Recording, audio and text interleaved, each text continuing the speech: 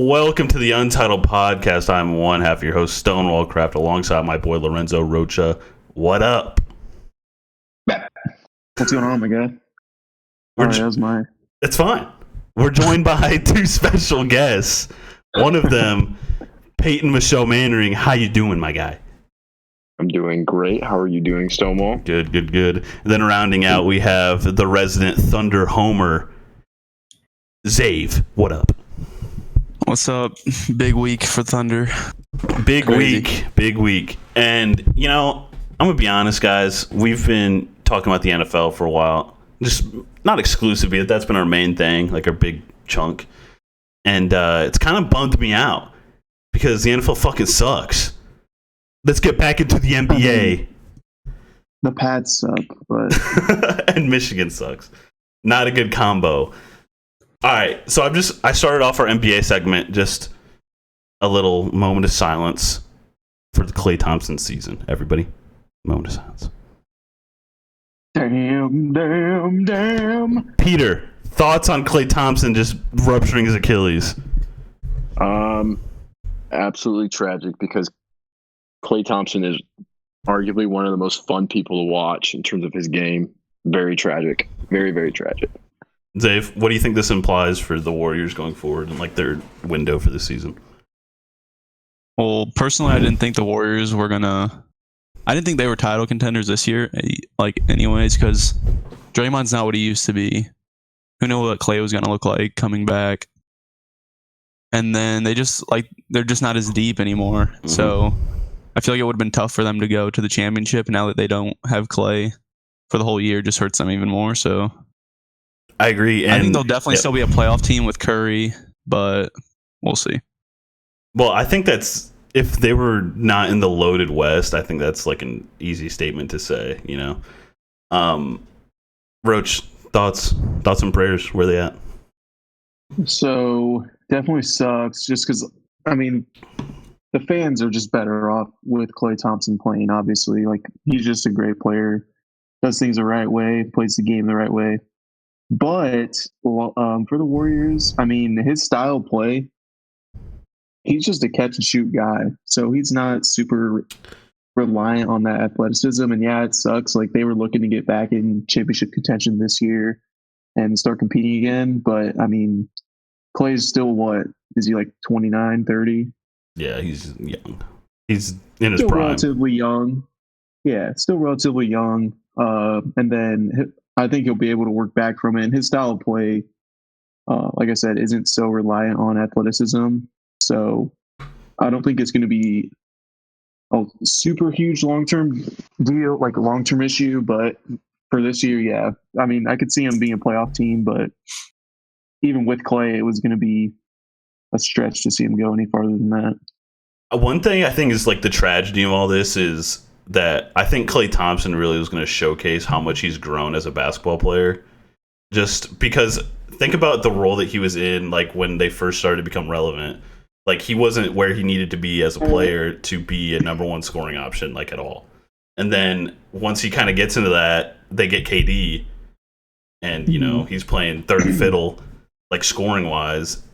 And then now I think it would have been back. Like, I think we would have thought about them, like, they would have staggered them, kind of how Harden and Chris Paul were, like, in that first Rockets year. Like, I think the analytics for that Warriors team, I think, would have been wild. So that just kind of sucks that we don't get to see that. Yeah, for sure. It definitely does suck. I was excited to watch him hit 53s a game, but alas, we do not. A good segue. So Klay Thompson goes out, and I think the fact that they didn't trade that number 2 pick showed everybody that they knew it was serious. So they kind of just took their guy and just picked James Wiseman and said, let's just run with him. Peter, what do you think about the James Wiseman pick at 2? I think, honestly, very good pick for the Warriors. Currently, right now, the Warriors have been such a small front court. And I feel like they just have like they're missing a presence down low. And I think a big man, yeah, it is like a guard-oriented league.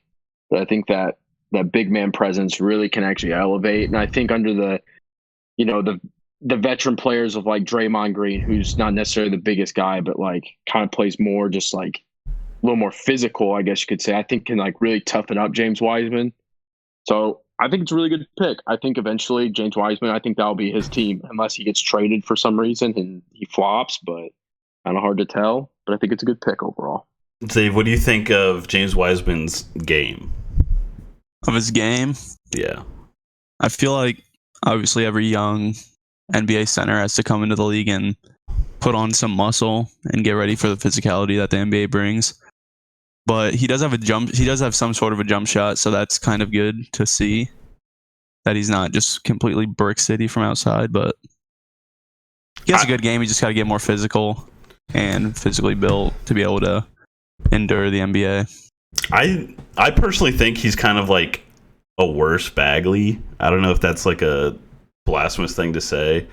Roach, I know you didn't go in depth really on like the draft this year, but I'm sure you looked into James Wiseman. Like what pops out to you about like this pick for them, and like what can he help them in the short term? And is that their like straight up their goal for him, or do they think they can develop him, like Peyton said, like into the future of their franchise? Yeah. So from the jump, that fills their number one need, which was a 5, a big man who can defend the rim. He's actually like super athletic for his size. So that definitely fits the modern NBA much more. I don't know if you want to like compare him. He's basically, at least in my opinion, kind of like a larger version of Bam, minus maybe the playmaking that Bam's kind of developed throughout the years. For sure. He's really mobile. He's gonna be able to defend the rim. I don't see him. I mean, he's gonna contribute this first year. I mean, might as well, right? Like, might as well start pointing. Got nothing else to do. Some experience, but he's not going to be an immediate like game-changing impact player. But maybe a couple years down the line, he's definitely going to fit. I mean, Clay and Curry will still be there more than likely. So, and I think Curry's I think Curry by default is going to bring out the best in Wiseman. A bunch of people are saying keep on. The Warriors aren't going to mess him up. Like, he's going to develop with them, especially playing with those two guys in the future. Like, those literally can't play with anyone better. So, yeah, I mean, he's just going to take time to develop, but he's going to turn into what I think they want him to be and what that team needs. Peter, so I have my comp for him in my big board. I put a smaller Whiteside. Do you think you take a player like Whiteside at 2?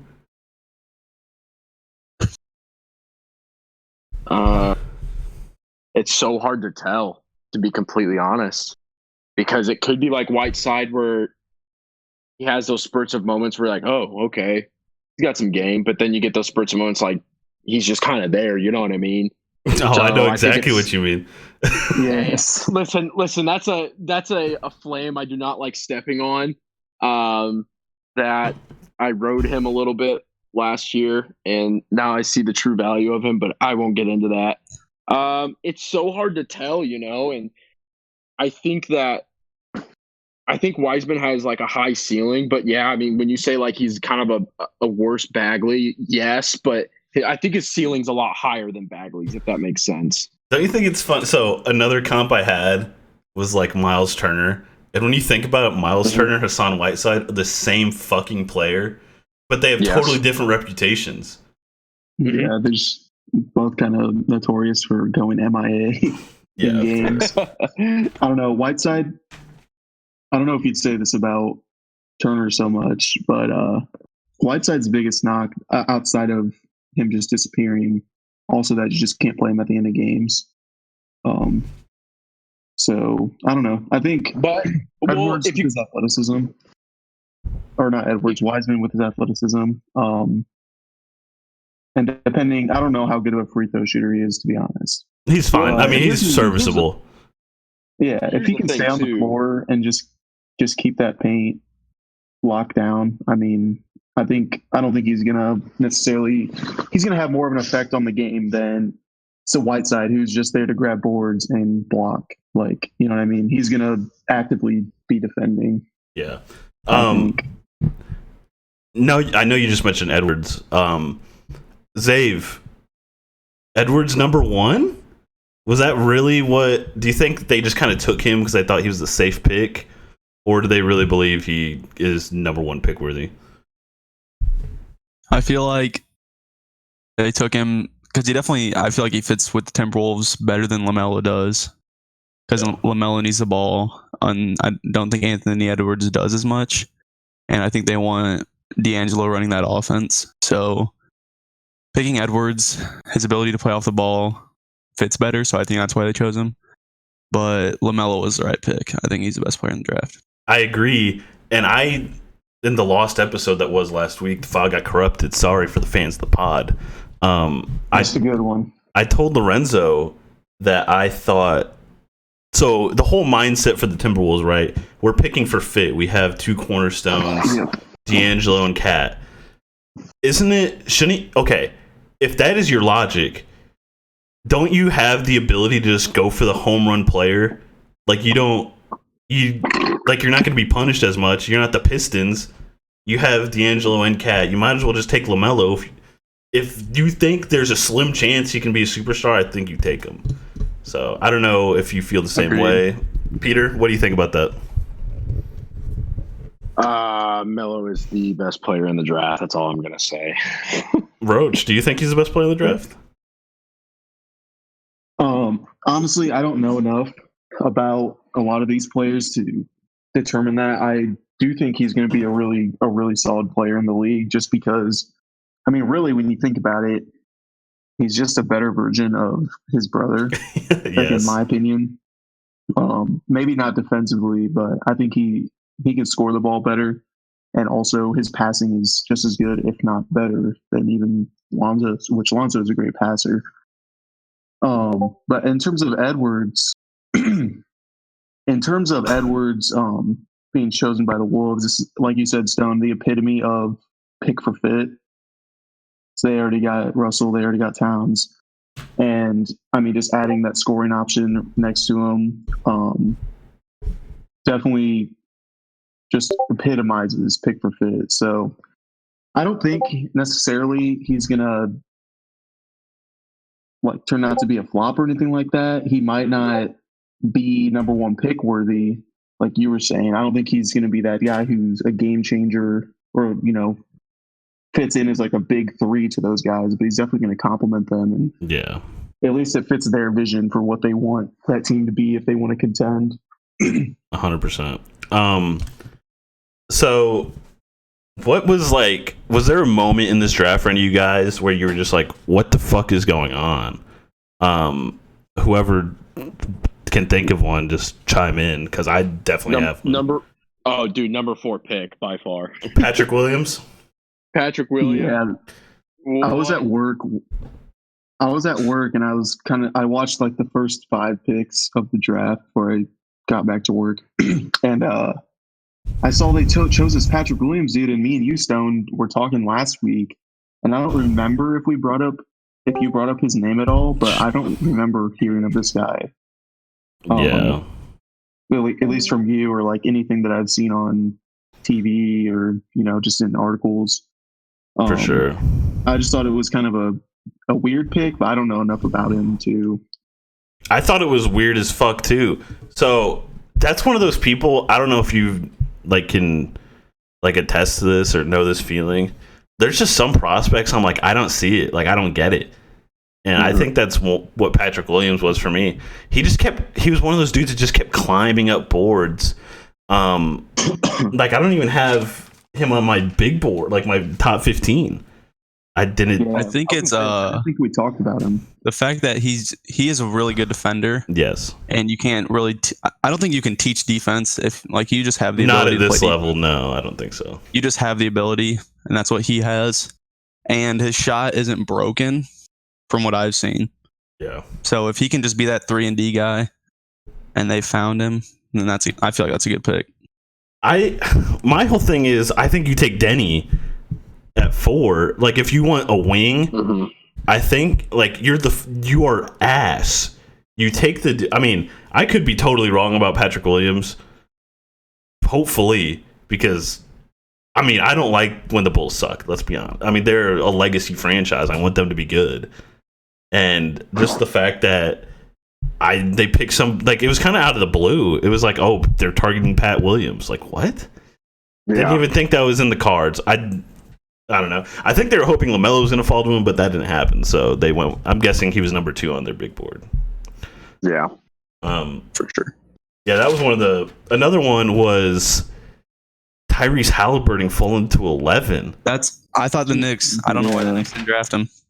wasn't it 12? It was 11, but yeah, I mean, the fact that he didn't go top 10 was kind of mind blowing to me. Yeah.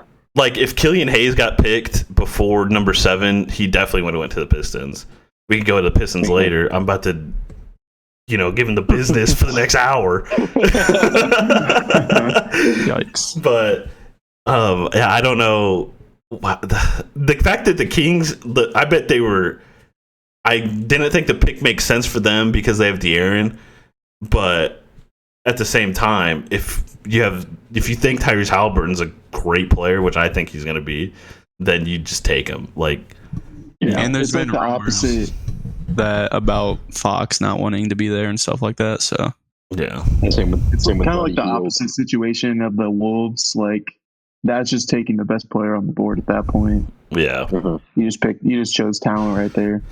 Which I mean, there was talks that Halliburton might go number 1 like 2 months ago, and then he goes to 11. That was weird to me. Like, I don't know. He's the best. I think he's the best pure playmaker in the draft by far, and he's wetty. I mean, I just don't think a player like that can fail.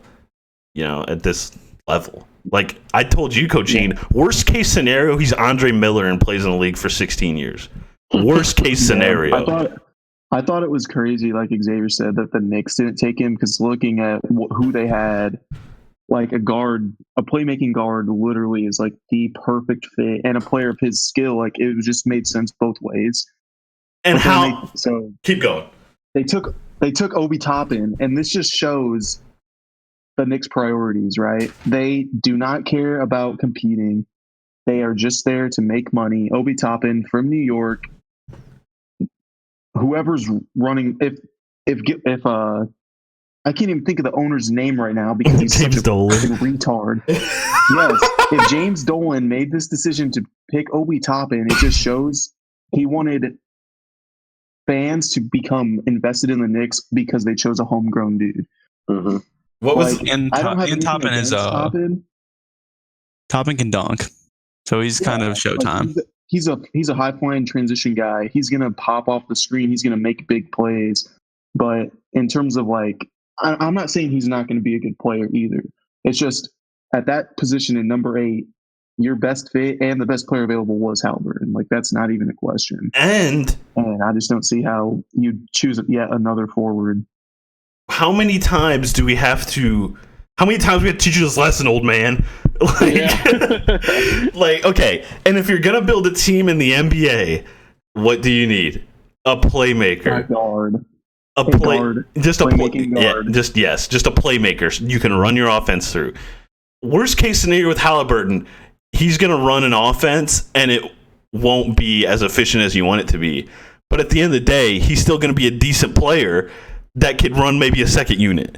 You know what I'm saying? Like, Yes. I just don't get it. I mean, I don't know if I told you when they picked Obi Toppin, I was like in shock. But I don't know why I was. Yeah, I think he texted me. I don't know why I was, because they're so stupid. I don't know. Dude, like I said, hopefully I'm wrong about this shit. I hate when players just bust and they are set up for failure. Hopefully I am wrong, but I don't see how you think you could build around Obi Toppin. That was one, like, I get my comp to him, Dave, you're gonna love this. Derek Williams. I don't know if you remember him from Arizona when he was coming in.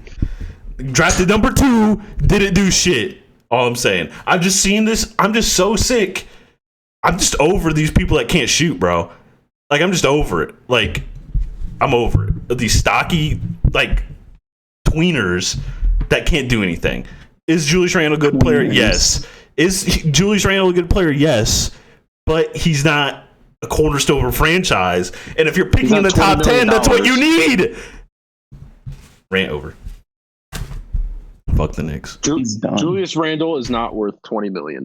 That's all I'm gonna say. I mean, I'm not gonna lie. I was in the camp. I was like, dude, the Lakers should just keep him. Unfortunately, yeah. So okay. Yeah. No, keep going. Do you have something to say? No. I think I'm gonna. Yeah. I think. Never mind. We're good. Another. What do you? Let's just. I had like a winners and losers of the section. It sounds like we're just going through the losers right now. Fuck it. Cavs at number 5 taking Isaac Okura is awful, indefensible. I don't know. He is. Really? I think it's indefensible, bro. I don't think he's gonna be good. Like I said, bro, I'm tired of these dudes that can't shoot. He is Justice Winslow. Like it's like these franchises, bro. It's like they forget the drafts. Like they forget all this stuff that happens like few years. Like Justice Winslow, he's fine, but you don't pick him at number 5. You know. Mm-hmm. I don't know what you think, Zave. I don't know if you want to expand on that on Isaac Okura. I don't know. I think they should have taken Okongwu. I think Okongwu is going to be really good. So do I. He can stretch the floor and will bang down low for his size. So what? Okay, is the verdict just out on these like 3-and-D people? Like he's smaller. He's best case scenario. He's Jimmy Butler. Best case scenario. He's Jimmy Butler. And Roach, we've discussed on this podcast, Jimmy Butler can't be your number 1 and win a title. Yes. I mean, talking about a corner, right? Yes. Yeah. I was gonna say. I mean, from everything I've seen about him, like he has everything you want outside of that shot. And I don't know. It depends on how much you value that. I mean, okay, that just sounded retarded. Let me retract that statement.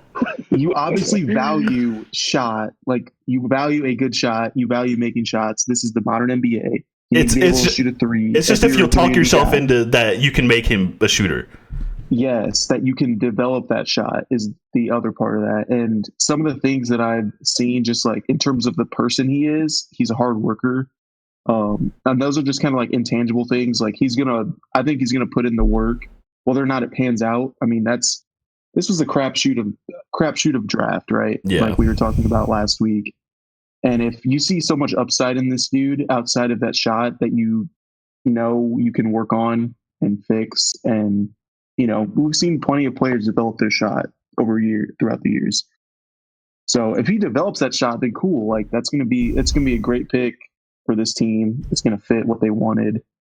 But at the same time, it's not like, it's also a big risk, I guess, is the second part of that. And if you're the Cavs, I think you need to like look yourselves in the mirror and think, can we really develop this player? And I guarantee you they looked in the mirror and said, yes, we can. When everyone else around them knows they can't. They just can't do it. We can develop him. Oh my God, dude.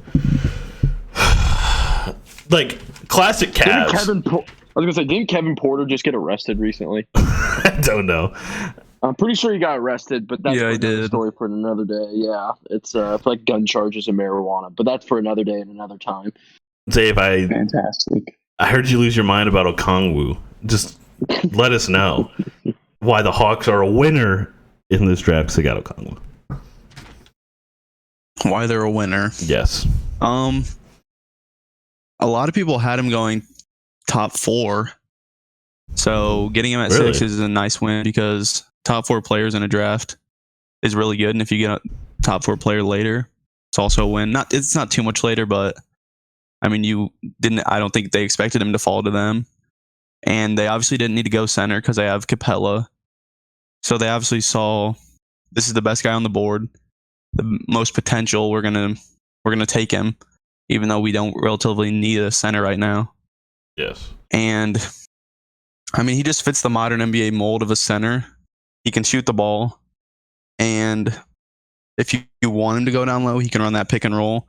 You can set him up on the post. He'll bang down there, and pick and pops too. Like he can literally just do everything other than really play make. They didn't see that in college. Yeah. But he's a really good player. And I think he's going to be a really good player in the NBA. So I've talked myself into this comp. Roach, you know about the comp I have for Okongwu. I'm just going to drop it right now. I had doubts when I told you, Roach. I'm just going to drop it right now. This dude is Bam Adebayo. And why are we acting like he's not? Like, all the stuff I've seen this dude play, and I'm like, I am literally watching Bam Adebayo. So, yeah, Bam minus the playmaking. Yes. Minus the playmaking. But that was a whole, I don't think anyone knew Bam could run an offense like that until the Celtics series. That just kind of came out of nowhere. And Okongwu can shoot, which Bam really can't. Yeah. So, I mean, there's pluses to both. All right, what else we got? San Antonio. Give me your take on Denny. Denny Advia? I mean, he is Doncic light, and I think the fact that he fell to 9, the Wizards were losing their minds because the Bulls probably should have taken him, Cavs probably should have taken him. Then after that, it was kind of, I mean, honestly, the Knicks probably should have taken him too. Like, the fact that 3 teams that definitely needed somebody like that passed on him, I think is the Wizards were losing their goddamn mind. Like, I don't know. I think that's a better. I mean, I get the Wizards suck, but as a pure basketball situation, having like Bradley Beal is so nice for a player like Denny Advia. Maybe John Wall. Maybe. Don't sleep on John Wall. Is that like your hot take that you're coming up with? Is that you think John Wall is going to be nuts this year? It was kind of fermenting before. Was that you that were telling me about it? I think so. I think he's going to be nuts, dude. I mean, think about it. That's John Wall pre-injury. Did you consider him top 5 point guard in the league? Probably, yeah. All right. I think he's just going to be even better than that. So maybe even top 4. I love it. I love the confidence. He doubled down. John Wall, look, if any team wants Russell Westbrook and thinks he's a positive asset, you cannot say John Wall is not a positive asset. Peter, thoughts? I can agree with that, yeah. Peter's saying he'd trade John Wall for McCollum right now. When you can't get Beal, so you just settle for John Wall. Yeah, settle for John Wall. Just pair him up with Dame. No, I think John Wall will be good. I think he'll prove that he's still in, but I don't think he'll be hot take. I don't think he'll be top 5. No, I don't think so either. Top 15 player? No. No. Even then, top 40 player? Maybe. There you go. Now we're talking. I'll project him to go back in the top 10 point guard conversation this year. Yes, okay. I can agree with that. Yep. I would hope. And he's not going to be 10. Nice. You just gave yourself that cushion for, if shit happens. I think the most underrated moment in this draft was the fact that Tyrell Terry dropped to the second round to the Mavs. That is humongous. Like, right after that happened, you know what they did? Traded Seth Curry. They're like, here you go. We don't need him anymore. We have a younger, possibly better version of Seth Curry. So I think that was wild that they got him. I don't know if you guys have any thoughts on that, but what else do we got? So, I don't know too much about him other than the fact that he's wet from 3. So, I mean, I'm just saying you can never go wrong with a shooting guard, a guard who can shoot the ball, who can handle the ball, especially playing next to Doncic. I'm just saying, bro, if you have say you make everybody on the court like a silhouette, you can't see who they are, and you run some highlights of Tyrell Terry, you're going to tell me that's Trae Young or Steph Curry. Guarantee it. You wouldn't know. Guarantee it. You'd have no clue. So, what were you going to say earlier, Peter, about the Spurs? Devin Vassell, a steal. I'm saying it right now. Mm-hmm. Dude, I think Devin Vassell is a complete dog. Dude is so good. I agree. And I think the Spurs picked up a great player to pair with DeJounte Murray. and Lonnie Walker. You are the president of the DeJounte Murray fan club, I found. I think DeJounte Murray is underrated. That's all I'm saying. I think that dude is like defensively one of the most underrated players in the league. I agree. DeJounte Murray for Dame straight up. Who says no?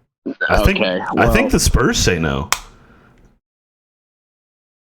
I like Lonnie Walker. I like Lonnie Walker too. Jakob Poeltl, dude, like, come on. I don't know. We can either save Oklahoma City's pick for let's save it. Zave's commencement of the Sam Presti fan club, or let's save it. Let me go first and just declare the ultimate winner of the draft. Maxey. No, we're not even talking about that. We're talking about the ultimate winner of the draft this year. The Detroit Pistons. I'm so happy. They got their guy at 7. They wanted Killian Hayes. He fell to him somehow. I don't know how that happened. I mean, I know how that happened, but I think Killian Hayes might be the best player in this draft, like, when it's all said and done. And then they get that Stewart dude, that center, who is just going to be a defensive stalwart, I think. Like, he's going to be a rim protector. And then they got 3 picks in the top 20. They got Sadiq Bey, who I think is a better version of Vassell, personally. So I'm just happy, bro. Like, I haven't been happy about a Pistons draft in a while. Hated the Luke Kennard pick. Remember that? I was like, man, they could have got Donovan Mitchell. Yeah, we do. I was very upset with that. They traded his ass away. Who cares? Now. They got Sadiq Bey. Sadiq Bey, I think, is going to be like one of the Morris twins, like Jay Crowder. Like, that's his, like, I think even with Vassell, he might be like a better version of like a Morris twin without like the stupid attitude and like being just scared of the fucking ball in the fourth quarter. I think Sadiq Bey, that's who he will be as a player, and every team needs that. 45% from 3.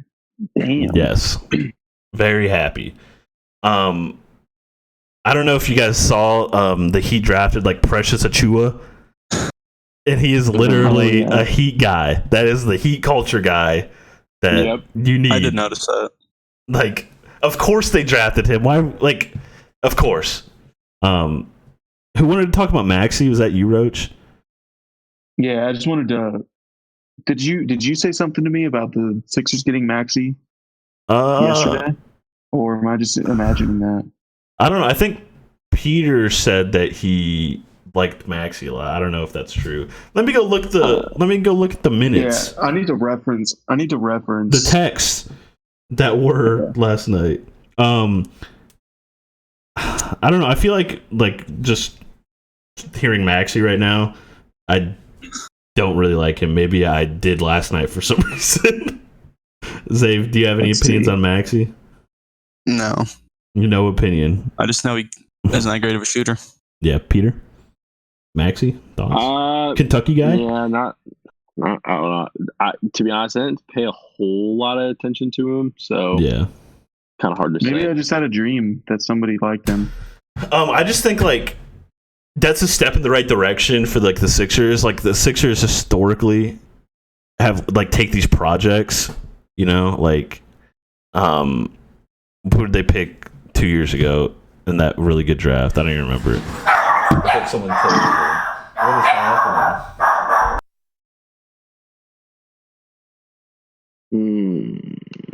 I have no idea who. My dogs are losing their mind full time. Luca, calm down. Leave Kemba alone. All right, boys. So, the draft was pretty crazy. I mean, it was kind of a shit show this year, crapshoot, if you would. Mm-hmm. Not really a clear number one. I mean, there was a lot of solid players that you could pick from. There wasn't any one who necessarily just completely stood out head and shoulders above everyone. But aside from the draft, there have been some pretty crazy trade moves done since trades opened up. Peter, give me your take on Rocha to the Blazers. I think short term, Blazers are a win now team, and I think that is the greatest trade. But long term, it's not a good trade because you just got rid of 2 draft picks, and I mean, but really short term draft picks. Right. And yeah, exactly. They were short term. And I think this draft class, I don't think they saw a lot of value of what they're looking for. And I think they would rather have a more experienced player. So I think that trade right now, brilliant. I love that trade. I think I just didn't. I wasn't a big fan of the. I just saw two first. I didn't see like when they were or anything. But then after I looked at it, they got rid of. They basically just gave up this year's number 16 and next year's first round pick. And if you think about it, I mean, they obviously have Dame, CJ, still got Nurkic. Might bring back Whiteside. You're going to bring Covington. Yeah. You think they're going to re-sign Melo potentially? Like that's like you said, it's a win now team. Next year's pick is going to be kind of inconsequential, anyways, and you just get the epitome of what they thought they were getting with Evan Turner. I mean, the perfect 3-and-D guy to fit on that team. Yeah, I think he's going to help shore up their defense a lot. I mean, he's a really great versatile defender, as you saw in the Lakers series. Yeah. So, and I've always liked Robert Covington. Me and Stonewall always said the Sixers will never win a championship without him. So, and they won't. Yeah. I stand by it. I stand by that too. I think Robert Covington is hot take the best fit they could get right now for what they got. That was like the best player they could get with that trade. I think they thought 2 first-round picks would get them somebody better, and then they realized like the market at their level of like draft pick just wasn't there. And especially in this draft.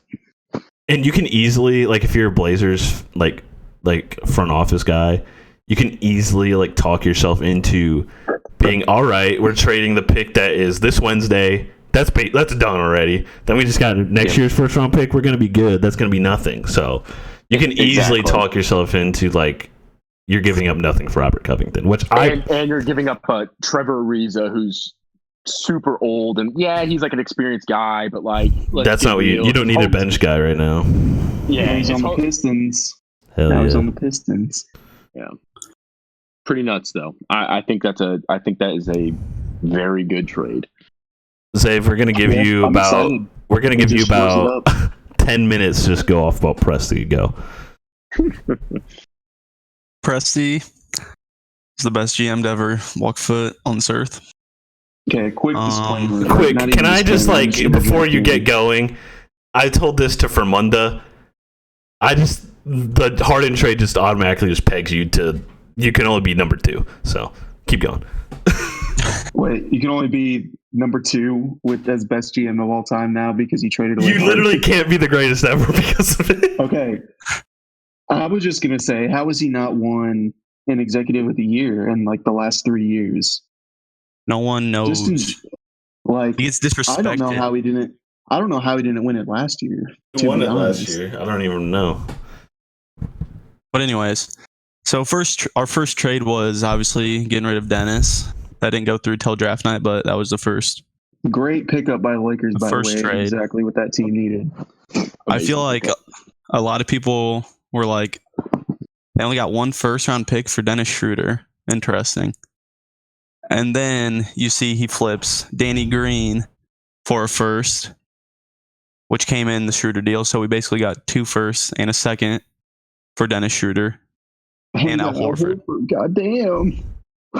But the Al Horford finally got your guy. The Al Horford contract doesn't really affect us, I don't think, because we are rebuilding. We're not looking to win. We're not going to be big spenders in free agency because we're a small market. So we'll just write out that contract and say we have good players when his contract's expiring. A bad team will take on that contract because it's expiring to build up more money. So I don't think that contract really affects us. It definitely does. And then after the Schroeder trade, we had the Chris Paul deal, sending him to Phoenix with Abdel Nader. Rest in peace, Abdel. For Ricky Zay will Rubio. never give up on you. Wait, what was that? I said Zay will never give up on you. Yeah, I won't. Ricky Rubio, Kelly Oubre, prettiest man in the league. Ty Jerome, no homo. Jalen LeCue, who can jump out of the gym, literally. I was showing Lorenzo some of his highlights. He can literally jump out of a gym? He literally is nuts. He's actually kind of crazy. Like those those highlights of him dunking the ball were kind of wild. And then we got Actually, another first-round wild. pick for Chris Paul. So the deal that sent Westbrook to Houston for Chris Paul and 2 firsts just added another first for Westbrook. So basically 3 firsts for Russell Westbrook. And 2 pick swaps in that trade, actually. And then on draft night, we freaking obviously made the deal for Horford and another first. And then we drafted a dog. Pokusevski, 7-footer. Could be a unicorn, Porzingis-like. And you send Rubio to Minnesota. So one thing that I was going to bring up about the Horford thing, kind of just, adding to it, putting a little icing on top, if you will. What better player for this Pokusevski guy to learn under? I mean, like literally, you can't have a better mentor for him. And even just Horford, even though he's a shell of what he used to be, like that's still a great veteran presence for that team as well, which is just something like a team that's rebuilding like the Thunder is just going to value. Listen, I guarantee you people are going to like Horford's going to play decent because he doesn't have to worry about Embiid. Like he just doesn't have to worry about Embiid and like being in his way. Yeah. And like I feel like Horford isn't all that bad anyways, but no. And he's obviously not worth $27 million, but he's not terrible. And people were dogging like the Sixers for giving that much up. And I don't think they understand that's the only way they don't totally mess up this team. They had to get rid of Horford. And I guarantee you Daryl Morey was making calls about Horford getting traded like before he was in his interview. Guarantee it. We have to do this. That's why he left Houston. 100%. They heard him talking about Horford trades when he was still in Houston, so he had to get out. Yes. And I agree. I think the Horford contract's non-consequential to the Thunder. And he's a good veteran leader. So, yeah. Keep going with your... yeah, rumor is that we're trading Kelly Oubre already. I was just like 30 minutes ago that Woj tweeted that, so... Yep. We'll see what we get to the Warriors, so we'll see what we get for that. Couple more first, maybe. Who knows? I think a lot of the focus on that trade is going to be like, oh, the Thunder pull off another one. Peyton, what do you think about Kelly Oubre with the Warriors? That's kind of huge. Warriors are panicking. They're in a complete panic right now. You can hear it. I think they are. I think they're trying to compensate something right now for the fact that they need like a player that has a little bit of experience. And I think that experience comes from Kelly Oubre. So I think they're in a bit of a panic, but they shouldn't because they still have like two of the 3 like main guys, I guess you could say. And Oubre's a good player. Like I hate this anti-Oubre shit from everybody. But see, here's the thing. I think Oubre is like he might thrive a little bit more, and I think Curry might like kind of dish that out a little bit more to him than like Devin Booker would, because Devin Booker kind of wanted that spot. Like, not saying Devin Booker's like a conceited guy, but I think that he's a little more wanting the ball and kind of take control because he can, versus Curry's like, okay, I can still get like options out. You know what I mean? So I think like it'd be very interesting to see him with Andrew Wiggins. I think that's a very interesting trade. Worst case scenario, you put Wiggins at his natural position and make him play 2, and then you put Oubre at the 3. It's probably what they would end up doing. Yeah, I think so for sure. Yeah. But hot take on the Thunder. Yeah. If they hit on this Pokusevski guy, we will be back. Our rebuild's already done. I know, no bullshit. So listen to this, Stone. I'm just gonna lay it out for you. This is Xavier's thought process on the Thunder's moves. So you got Shea, aka Russell Westbrook. Yes, Shea, aka Russell Westbrook. Lou Dort, aka James Harden. Baisley, aka Kevin Durant, and then of course Pokusevski, aka Slurge Ibaka.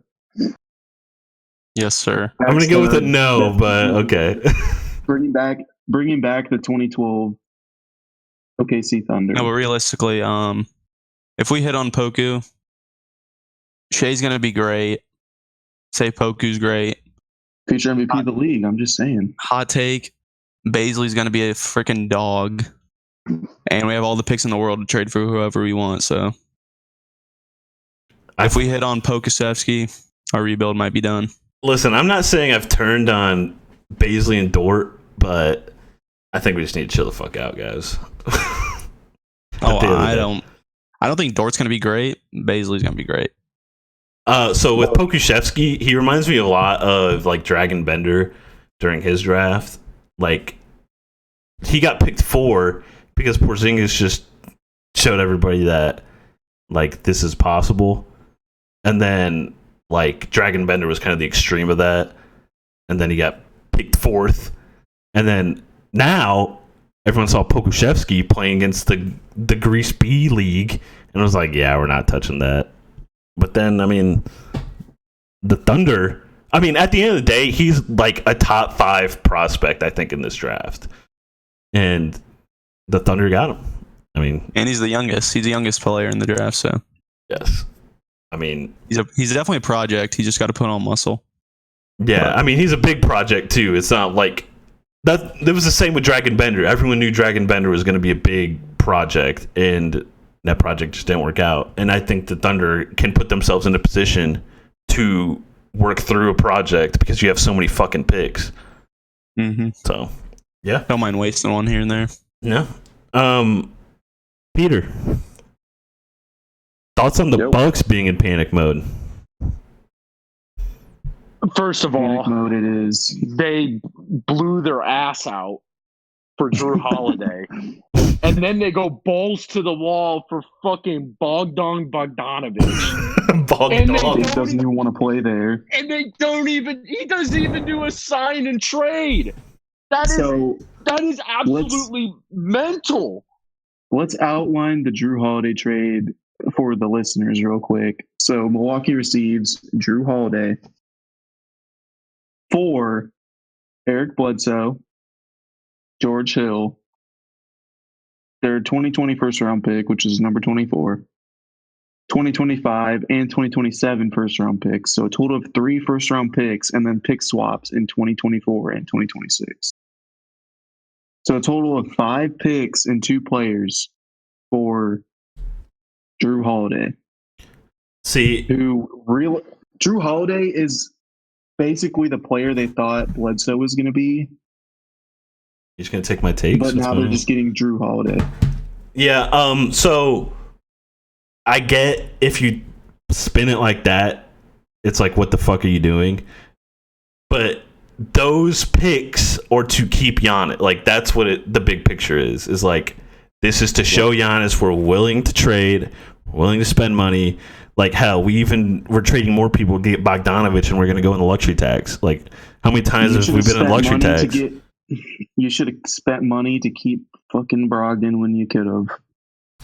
But I don't think they thought Brogdon was worth that money. Was, I think, how I read that situation. I agree they should have kept Brogdon. I get that, but I mean, I guess hindsight's 2020, but it was kind of looking like Brogdon was going to be that guy, and he's kind of that guy. He is.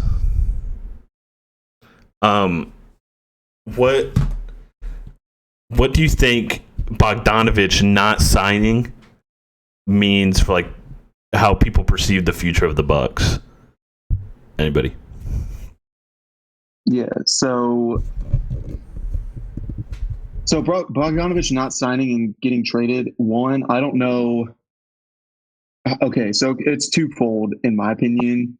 Either one, he didn't want to be 4th fiddle on that team because he would have been 4th fiddle behind Holiday, Middleton, and Giannis.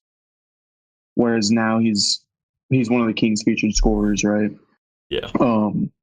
Versus, so either that, he just wasn't, the situation wasn't appealing, or 2, it wasn't appealing because he doesn't think, and this is what I think you told me, Stone, he doesn't think that Giannis is going to stay. Like, he doesn't want to mess around with Giannis potentially leaving and then him just being on another shit team. Yes, I totally agree. Peter, what do you think of that theory? I completely agree. I think that he looks at it like you kind of hit it on the head, honestly, when you said the fourth fiddle. You're behind three really good players in my Yes. very very good players, and I think he's young. That Two MVP caliber players. Come on. Yes. I think that he's good, but I think he wants to prove that he can be the number one or two. And I think he doesn't feel like he's gonna have that opportunity.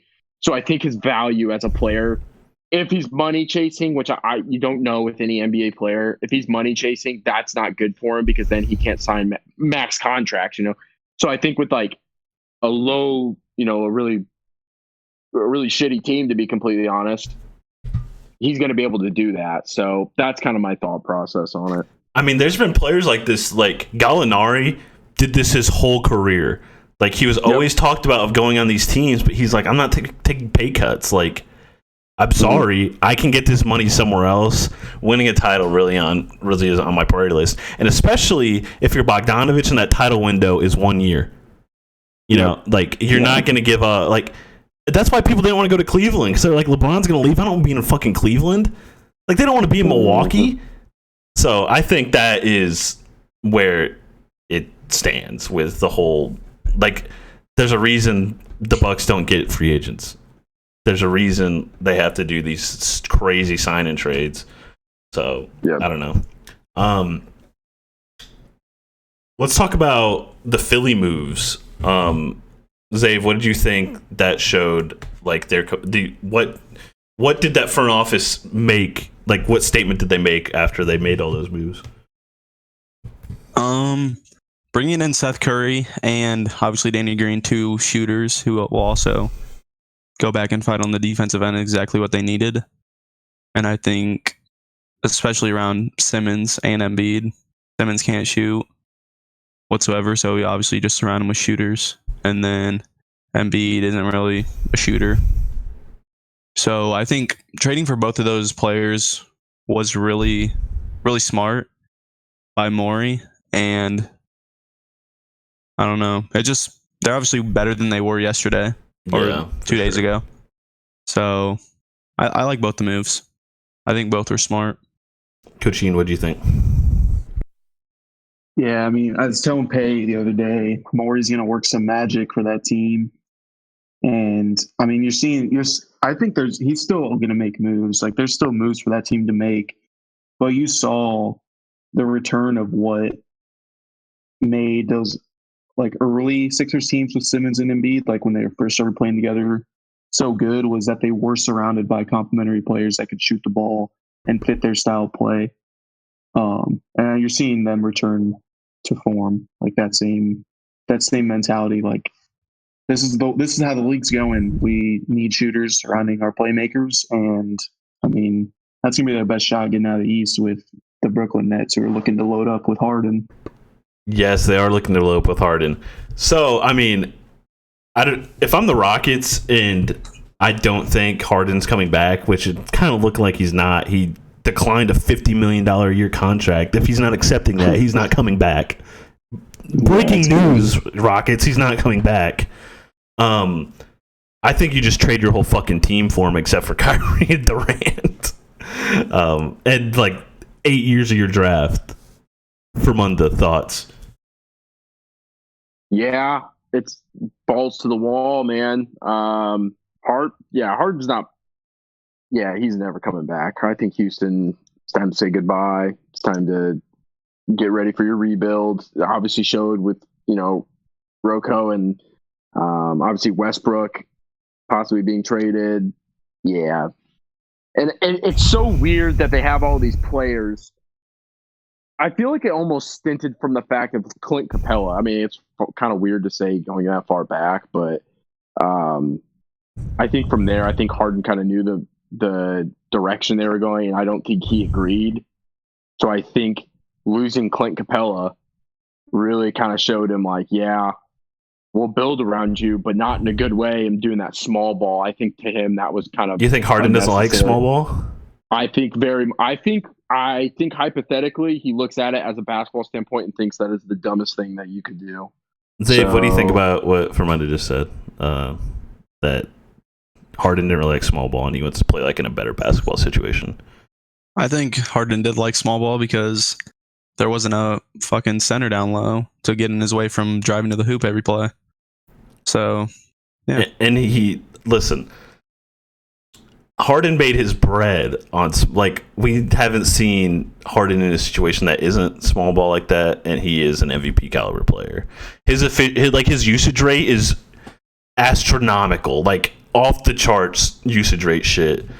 And I don't know if you can just like get rid of that in your head and just play with players like Kyrie and Durant. I don't know. Do you disagree, Rich?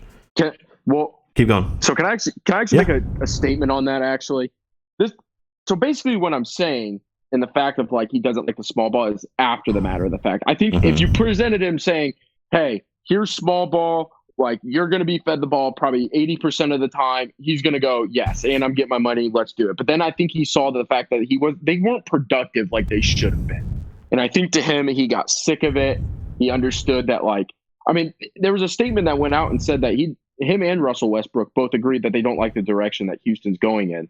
So I think the fact he didn't like that I don't think he liked the fact they were going to probably stick with that because they weren't winning as many games as that they were probably going to be promised. So I think to that, he understands that you still do need more of a more balanced team, I guess you could say, quote unquote. So that's what I think. And I just think that's laughable that Westbrook's coming out and saying that shit. Your career was over. And then they traded Capella, and now you're dropping 30 a game. Coaching, thoughts on the Rockets situation and the movement maybe there? So, okay. So the news coming out from Westbrook's camp is that he doesn't want to be there, even though he's denied that. The news coming out of Harden's camp is that he is eyeing the Sixers or the Nets. He wants to join a contending team because he clearly doesn't think the Rockets, currently constructed with their small ball lineup, are going to be able to contend in a loaded West. So, I mean, at the end of the day, the Rockets have no incentive to trade either of them right now. They're both under massive contracts. Especially for Westbrook, what you're going to get back for him is I guess you can get, I don't know what you'd be able to get for him, depending on the team that trades for him, I guess. But you're kind of just stuck with that contract. I mean, yeah, you can move him, but you're going to take a loss based on what you gave up to get him. And then with Harden, you can get the house. Whatever you want. Right. But at the same time, I feel like you don't trade Harden unless you have a move set in place to also trade Westbrook, because you're not trying to rebuild with Westbrook on your team. If you have Westbrook, you might as well just keep Harden and run it back. That's your best chance. If I'm the Rockets, if I'm the Rockets, I can move both of them, get a bunch of assets, and just completely buy into this rebuild with my new coach and new GM, cool. But at the same time, they just don't have incentive to trade them because they have both of them under 2-3 more years. Harden's 2 more years. I think Westbrook, I don't know if their contracts line up. Yeah. I think they line up. Keep going. That's how I see it. No, obviously that's how I see it. If I'm the Rockets and I'm thinking about rebuilding, I think I do want Westbrook there for those 2 years, just being inefficient as fuck, selling tickets, and losing a shit ton of games. You're a genius, bro. You are a genius. I mean, exactly. You're selling tickets, people are buying Russell Westbrook jerseys, and your ass. Yeah, I guess that is a win-win. The tanking stew, main ingredient, Russell Westbrook. That's the protein, in my opinion. So, yeah, I mean, I think it's such an interesting situation because it's kind of like a reaction to Morey Ball. All this shit blowing up. Harden doesn't like Morey Ball. Maybe. Who knows? Westbrook doesn't like it. But he's gone. And then Harden wants to go to maybe Philly, where he is. And it's just such a weird situation. And I think the Rockets are in trouble. I think they're going to be ass for 10 years. Straight up. I don't know if you guys agree, but which helps the Thunder trade. Yes. Yes. What Thunder trade?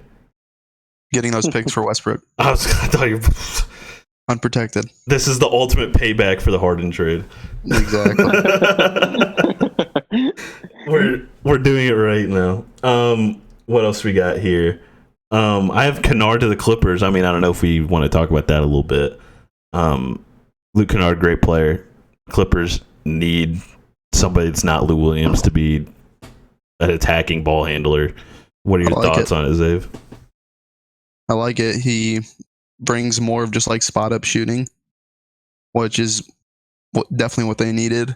I think they just need to get rid of. They need to try to trade Lou Williams for something else. Yes. Because as we saw in the playoffs, he just got attacked on the defensive end and was nearly unplayable because along with getting attacked on defense, his shooting was horrendous. And get rid of Patrick Beverley. He's trash. And is the cat out of the bag on Lou Williams not being a playoff performer? Because we've seen him at that stage, and his production clearly drops off. I think the cat's out of the bag that Lou Will is just a mirage of an NBA player. Like he wins sixth man of the year and shit. Who cares, bro? If I can't play you in the playoffs, who cares? Yeah. Who cares that you're the best bench player on a team in the regular season? Who cares? That's load managing the star. Like, exactly, bro. He's playing 30 minutes a game. What are we doing? Oh my god. Fermunda, what? So you talked about like you put in the chat here about Hayward declining his contract, which is wild. What does that mean for the Celtics, you think? I think the Celtics, for the Celtics, it's a good move. I think Hayward's getting paid a little bit too much for what he's giving them. If I had to pick an Eastern team besides the Heat, I'm like kind of picking the Celtics, only because of like their young talent. I mean, you have like Kemba Walker, Jaylen Brown, Jason Tatum, who's like arguably one of my favorite players. I think he is a complete dog and stuff. Go ahead. Real quick, are you saying a team to come out of the East or a team to contend with the Nets? A team to contend. Let's not act like the Nets are contender just yet, bro. Like, I mean, Durant, who knows if he can even walk? Bro, and then who knows? Kyrie Irving is arguably the most controversial. It's the opposite with Durant for me. I'm gonna believe Durant's Durant until he's not Durant. Yeah, that is true. He does. You're right. You're so right, dude. Thank you for calling me down there. If I see he's not Durant, then whatever. But for now, Durant's Durant, and we know Kyrie's still a dog. Continue, Peter. Whether or not it fits together is another thing. I think Gordon Hayward. So right now, it's so hard to say where Gordon Hayward's going to go, because how do we know like what he's going to go? You know, like he did decline at $34 million. So I think that kind of shows he doesn't want money. Yes. It's hard to tell what team he's going to go to. Does he go to a contender? Does he go to a team where he wants to be the man? Are you ready for the boring answer? Does he go to a team where he can be the answer? It's so hard to tell. Are you ready for the boring ass answer to that question? He's going to resign with the Celtics for a team-friendly deal. Yeah, I think so too. I think he's not going to leave Stevens. And I guarantee you, bro, he's going to sign like a team-friendly deal, and they're going to trade his ass so fast because Danny Ainge is a snake like that. Because he has a tradable contract at that point. Like if Hayward, people are talking about Hayward getting traded, no shot he gets traded for that much money. But on that contract, no. But if he's making 18, 20 million, he's getting traded. That's a tradable range. If the Celtics were in need, okay. You're insane. If the Celtics were in dire need of some player and the Knicks had something to give up, the Knicks have come out and said they're taking basically dog shit. dog shit contracts for assets, the Knicks could possibly do something. But I think you're completely hit it on the head. He's either going to re-sign with the Celtics or go to a team that nobody's going to expect. It's about to be chilling in Sacramento, bro. But yeah, I mean, he'd fit, but it's so hard to tell at this point.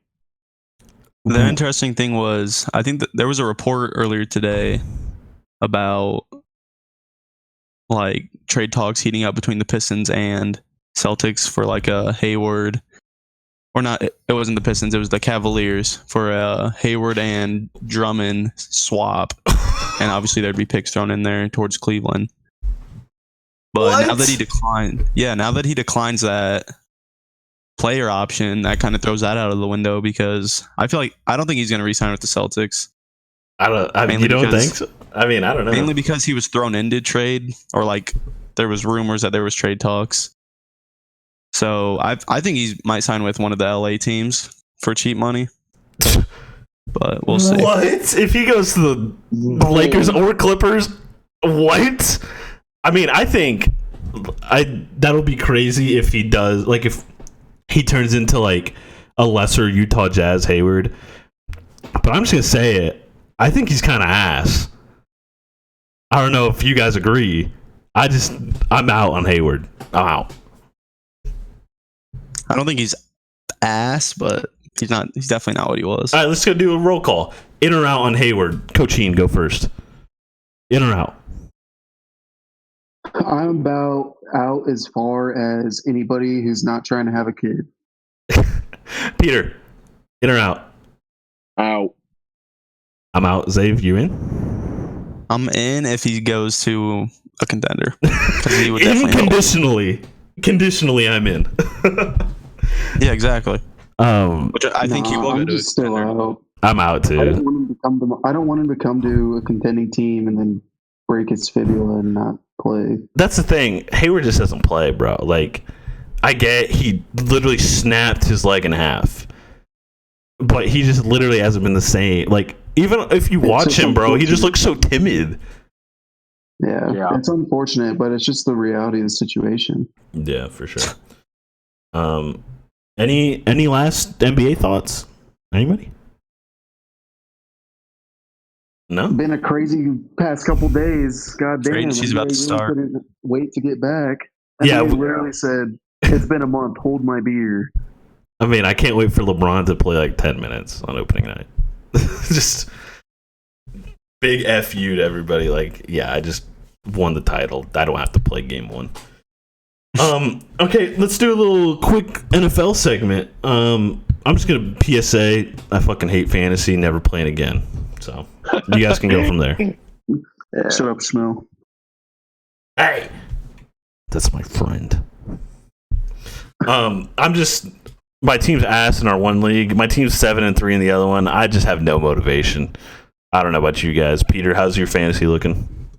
I was on the upward, and yeah, I am winning the league right now, but I'm not having fun winning the league. So, it's been not fun. Yeah, that's the thing. I just have not been having fun. I don't know. Like, my first pick this year, Saquon, and what do I get out of that? A pile of hamburger meat. That's essentially what I get. I get nothing. I get me, bro. Hamburger meat. Hamburger Dude, meat, bro. It's Just a pile of hamburger meat, bro. What does that even mean? Some 70-30 ratio hamburger meat. Dave. Just sucks. I'm in 3 leagues, and I'm in the playoffs in all 3. And 2 I feel I can win. So it's going good. I'm winning your family league again, so... Roach, thoughts on fantasy this year? Honestly, I've had a lot of fun playing fantasy this year. I'm doing pretty well in both of them. Like, I think one I'm 7-3, and the other one I'm 6-4. I just lost a tough one a couple weeks ago. But I think the biggest thing with fantasy this year is just like, if you're basing your picks off of last year, the players that you thought were good last year, they're not necessarily translating this year. there's been a lot of like waiver wire play and a lot of these unknown dudes coming out of nowhere and being like huge contributors. So it's kind of thrown the balance of fantasy off. Well, honestly. and like And those if same And players, if your players get hurt, and if your players are getting hurt, then you're just fucked. and the same I thing guess with is these fantasy waiver wire everywhere, but- like pickups. I feel like a lot of them have been just inconsistent. Like we hear, okay, Justin Jefferson, he's getting like 10 targets one game and then none the next game, and then two weeks from now he has 40, and I look like a jackass because I didn't put him in. So Yeah. I just don't know what to do. This has been the most Yeah, like there's definitely mind-boggling been a lot of like boomer bust. fantasy. Like that's the thing. I've never had a team that has been so boomer bust. Like I've had like consistent teams in like the whole time I played fantasy. So it's kind of just thrown me for a loop because I usually figure it out, and I just haven't figured it out this year. So Yeah. fuck, dude. Yeah, definitely not ideal, but I mean, I'm still having a good time. I got Kyler Murray for J.K. Dobbins and a half-eaten bag of chips. So You are welcome. Speaking of Kyler Murray, I thought of this question for everybody. You can ponder it for a second. Which young quarterback would you want to have to start your franchise not named Patrick Mahomes? Just let's think for a second. Think. Let the wheels turn. Aaron Rodgers, 36 years young, baby. Let the wheels turn. Okay. Zave, I'm being ignored. who's your pick? I feel like everyone should say Kyler Murray. This is going to be a boring ass segment. It might be, honestly. Well, I'm picking Kyler too. Yeah. Kyler. Peter, you Yep, said Kyler? Okay. Kyler. Jesus Roach, you saying Christ, Kyler? boys. You guys are so boring, dude. It's easily Kyler. Okay. Okay, let's I be do like honest. Josh Allen a lot, though. Look, yeah, let's just run through the list of guys. Yes. So off the top of my dome, I'm thinking, okay, Kyler Murray, Josh Allen, Lamar. Baker's a bust. Lamar. So yeah, Josh Allen, Kyler, Lamar. I kind of put them up in Deshaun. I kind of put them up in, okay, these are the quarterbacks that have a couple of years of experience under the belt, and then you got the rookie class of this year. Insane. Burrow, Herbert, and Tua, all insane. The only reason I'm not gonna pick one of them is because it's their rookie season. And yes, they're playing well, and you would think they'd only get better, but I just want to see more from them. Whereas I've seen more from these other younger guys. So I don't know. For me, it'd be a toss-up between Deshaun Watson and Kyler Murray.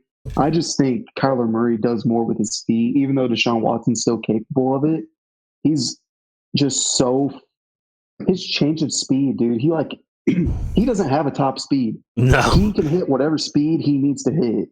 Yeah. You're not going to catch him. He's just insane. Watching his highlights, he just hits a new gear every single time he has to run. He has to outrun somebody. He's outrunning them. It doesn't matter how fast they are. He's just one of those crazy athletes, and he has a really good arm, which is Underrated, another reason bro. why I'm taking him over Lamar. The running ability might be pretty similar, but I'm just letting you know, I'm out on Lamar. I'm out. I'm out. Is it because he's fucking you in fantasy? No, I mean that might be part of it subconsciously, but I'm just out, bro. Like he can't throw. He literally cannot throw. Last year, every single one of his throws were wrapped to him with a tight little bow on top, wide open, and he just was looking at one dude. He can't read. Like this dude can't even fucking read. I'm sick of it. It doesn't help that, I mean, outside of Hollywood Brown, he doesn't really, and even with Hollywood Brown, doesn't really have the best receiving weapons, but at the same time, that can't be an excuse. Like, that's not going to make or break what you're seeing from him. And you can just see with your eyes, and I get Hopkins is like a big difference maker, like to that team. He was doing it last year. That's what I'm saying. He did it last year too, with Larry Fitzgerald, who's old but still can run routes. Like he's still a good football player, but let's not act like he had, Jerry Rice last year. So yeah, everyone just chill out. Yeah, I mean, I think we just smoked that question real fast. I thought that was going to be a thought-provoking conversation, not going to lie. You know, I thought Peter was going to take his guy, Josh Allen, but, you know, he didn't, and that's cool. Nope. He saw all he needed to in the Cardinals-Bills game. Are you ready for my... I'm just going to make a random-ass, like, statement. The game tonight, I actually bet on. The Cardinals are not, like, they're the underdogs in the money line. I just bet the money line. I think they're going to win. Russell Wilson's going to throw a shit ton of picks. Buda Baker's going to take one at least. You know, he's going to have a pick 6. I can already tell you that right now. I'm counting on it. He's going to have a pick down to the 2-yard line. No. DK is going to chase him down again. Yeah, and I saw this game before, and I really liked what the Cardinals did. So, yeah. The Cardinals' offense is just so good. And their defense isn't bad. The number one offense in the league, and their defense has just been getting better slowly every week. Like, it's a bunch of young guys, and yeah, I mean, you got a dog like Kyler, you got a dog like Hopkins. You're going to do some damage. Do you remember when defense just make a couple plays? When Deshaun got like when everyone was like just realized that he was great that second year? Do you think this is the same hype? Like, do you think this is like equal in hype, or do you think Kyler kind of exceeds that because of his running ability? Anybody? I'm sorry, say that again. So, do you remember when Deshaun like kind of blew up his second year? Like, blew up. Do you think this Kyler hype is similar, or I think the hype is higher, honestly, or maybe I'm just being like a victim of the moment. Yeah, I think we are kind of just playing victim of the moment, if I'm being honest, because like I said, but when you look at them, their style of play is pretty similar. Like, they're both very mobile quarterbacks, both can throw the ball very well. It's just right now Kyler is playing for the better team. So, I mean, at the end of the day, I'm not going to be upset if I have Deshaun Watson as my starting quarterback. No. Like, I bet the Bears wish they had him as their starting quarterback right now. But that's a safe bet. But I mean, yeah, I guess we're playing a little bit of victim of the moment, but at the same time, he's earning that respect on the field. So you can't really go wrong with either. Nope. I'm just saying 30 fantasy points a game is sitting fine in my book. I agree. Sorry, I have the wrong. My bad. Okay. I kind of want a little gear shift. Didn't even plan on this. Tomorrow, we're recording this on Thursday, right? Tomorrow, yes. Friday, is Mandalorian Day. Let's just talk about this season so far. I mean, I don't know, Dave, if you watch, but I watch. David did watch with me. I don't know if Ramonda's watched the most recent one. I have. But, okay. So let's just hit it with a big spoiler warning. We've all seen the show here on the pod. If you haven't about it in depth, watched, click off. Anything of this show, now is your warning. I'm extending it out. It's going to be like 15 seconds long. You will have no excuse to not get off this fucking podcast and go watch the show before we talk about this. If you get this spoiled for you, it is clearly your fault. Stop the count. It's the facts. All right, so jumping into it. I don't know if you want to recap this whole season or just last week's Whatever episode, you want, bro. But, all right, I don't think we haven't talked about it yet, have we? No. We haven't done a pod since it's come out. So, I mean, we did, but that's for another day. Mandalorian this season started off with a bang. Episode 1. Anybody? Are you about to just do this whole thing? I mean, listen, don't do an hour on the Mandalorian. Do like a mid recap. No, just quick recap of. Okay, episode 1. Let me think what happened.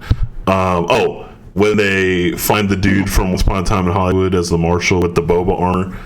Wild. Oh, yeah, crazy. At first, I didn't think it was Boba. Nah, that neck was too thin, bro. Like, yeah, that armor didn't fit. But I was like, damn, Boba's going to be in this seat, like in this show, right? Like, his armor's there. They're clearly setting something up. Is what was my first reaction, and then watching him fight that dragon. The dragon from KOTOR, dope, bro. Knights of the Old Republic, canon. Let's go. The dragon that apparently is in episode 4, New Hope. Oh yeah, isn't that the call like Obi-Wan makes to get the Tusken Raiders away?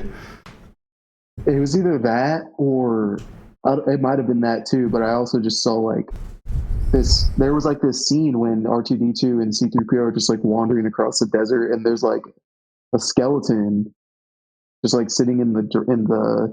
Oh, it's one of those dragons. Desert, and I guess it was that thing. Yeah. I thought that was pretty crazy. And then the end reveal, Boba Fett just, I mean, what we presume was Boba Fett. 100%. On the ridge watching, spoiler alert, again, he hasn't shown back up since then. No, so I was kind of disappointed when like the armor showed up because I knew that wasn't him. And then I was like, damn, this is the Boba Fett shit we're getting. Like, that's all we're getting is the armor. Makes sense. Dude died in the Sarlacc pit. And then at the end, for a good 2 seconds, bro, I see the dude's face from Attack of the Clones, and it clicks. That's Boba Fett. Because he's the clone! I didn't even realize that was that same actor. Yeah. I mean, he looks a little chubs, but we'll take it. So in episode 2, I don't even remember what happened in episode 2. Episode 2 was the planet. They take the frog lady. They crash land on that ice planet. That one was action packed. Kind of a separate little side story, I guess. Yeah, I mean, I don't know if this Mandalorian is literally a video game. Like how it's set up, like all these side quests, main story quests, like, oh, go get this and then you'll get Boba's armor. Like, literally a video game. So yeah, they're stuck on this planet for a little bit fighting spiders. That's basically all the episode is. See X-Wings, Peter, I know you thought that shit was dope. Oh, it was amazing. I loved it. And then, keep going. Zay, what was your favorite part of the episode? Of the spider episode? Yeah.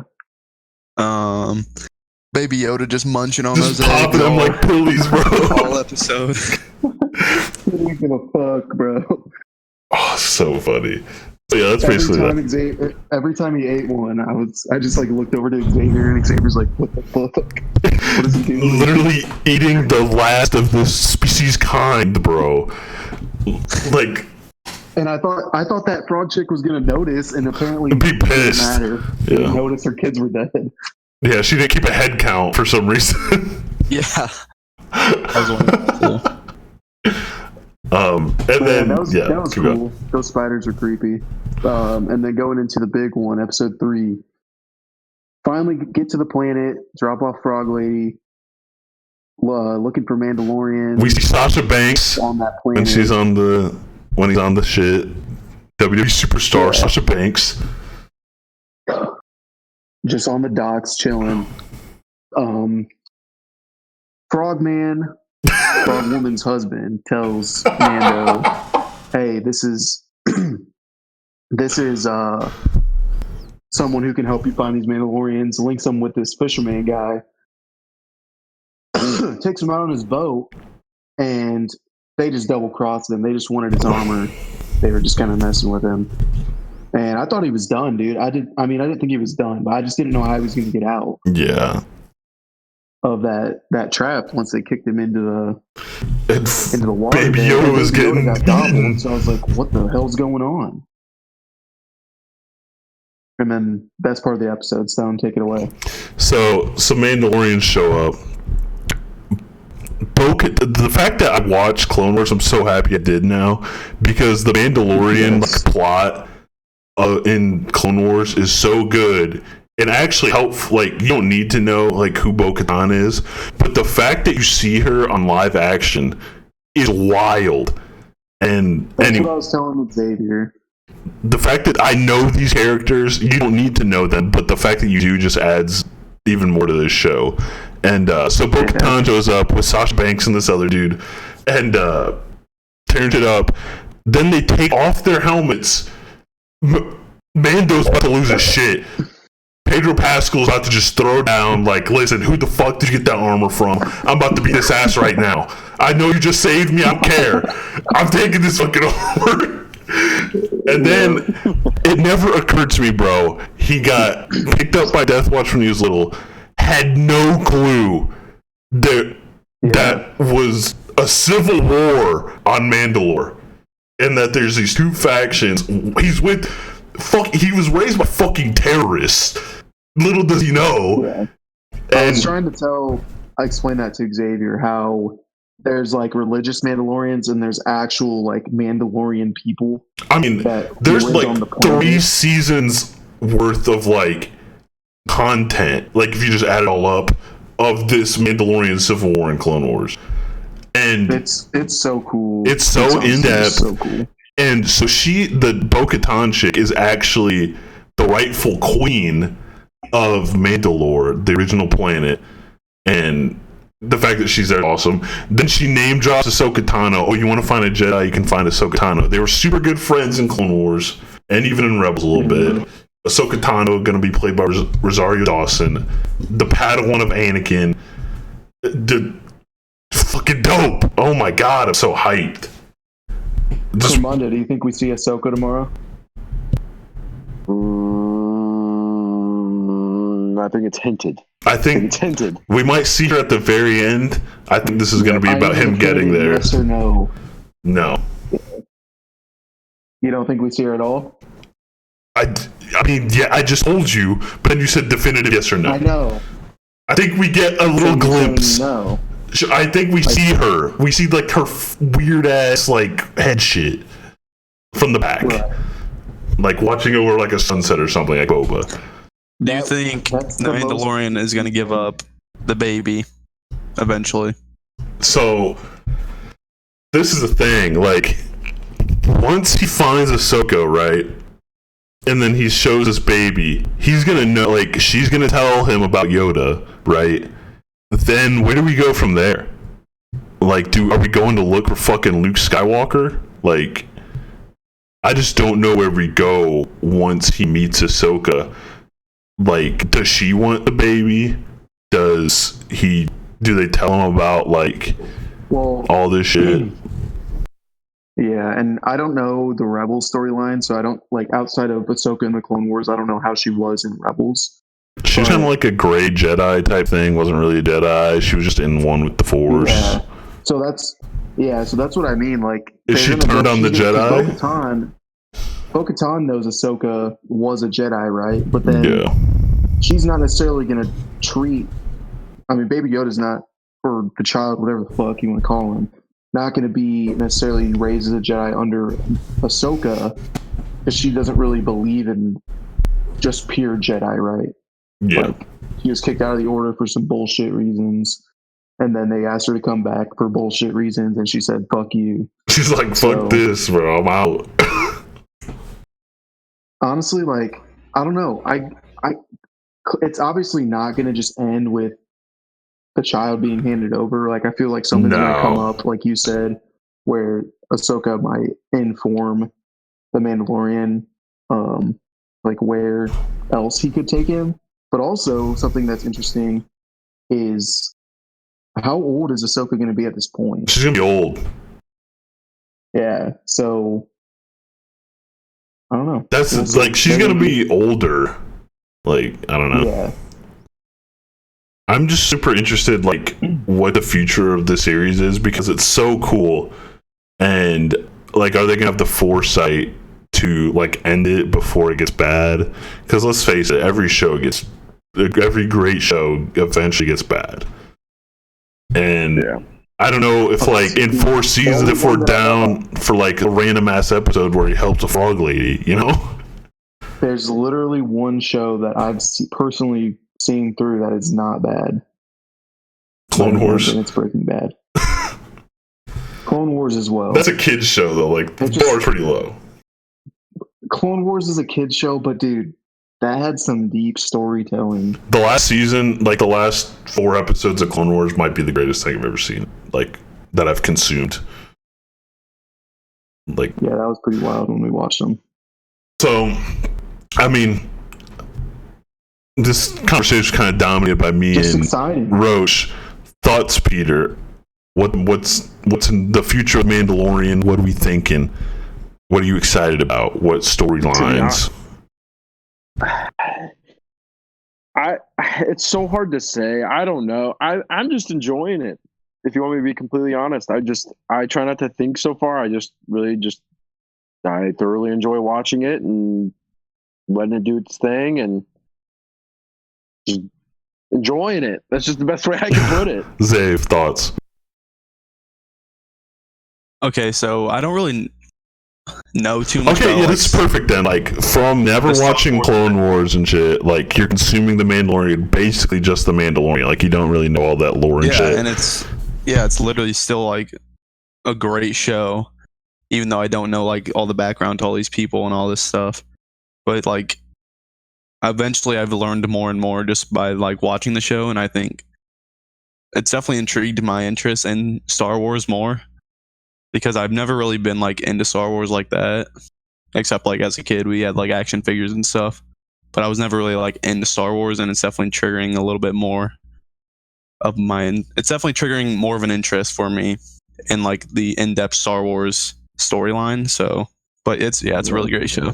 I mean, it's perfect how they did this show, because it's literally just a Western in space, and then it's in the Star Wars universe. So, I mean, Westerns were obviously very successful. They fucking ran Hollywood for 30 years. So just bring it back. An oldie but a goodie. Like, damn, it's so genius. Like, oh, Mandalorian's dope. Oh, wait.